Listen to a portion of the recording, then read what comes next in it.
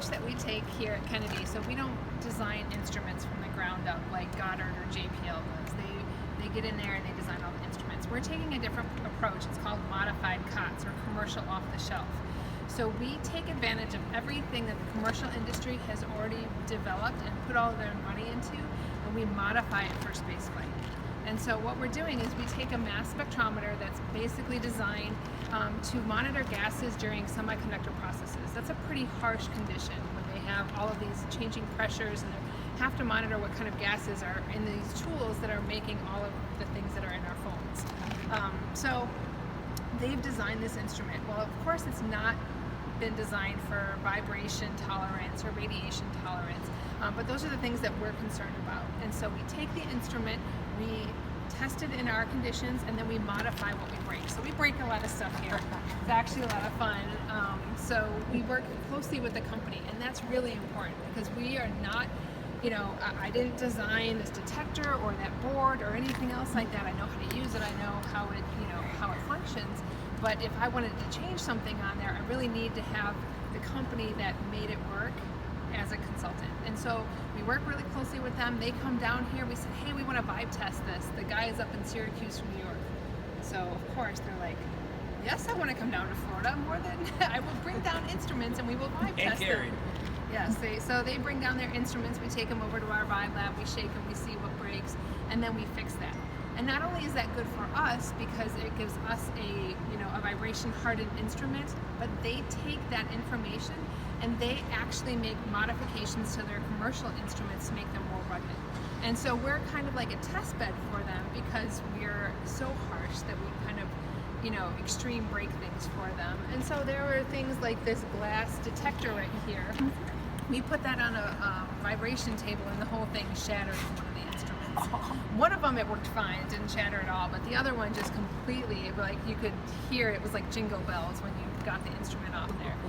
So they went back and said, okay, we need to make this vibration hardened, so they added some special, a couple more bands, some special laser welding onto that instrument, and now it's a part of their commercial instrument. So their commercial instrument is actually stronger and more rugged than it was before they started working with us. So, as a customer, NASA, I was all excited when I started working for NASA. Oh, I'm going to call this company. I work for NASA. And they're like, well, how many do you want?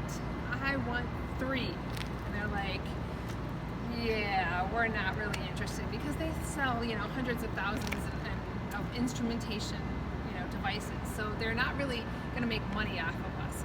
But when we can say we're going to work with them and we can make their product harder, and more rugged, that's what they're interested in. And the cool factor.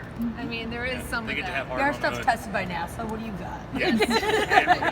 And we also did radiation testing on a lot of the electronics cards, and so they've inquired about using our design so that they could go into harsher radiation environments on Earth, like some of the particle colliders and ion proton beam facilities, and use a mass spectrometer in radiation harsh environments.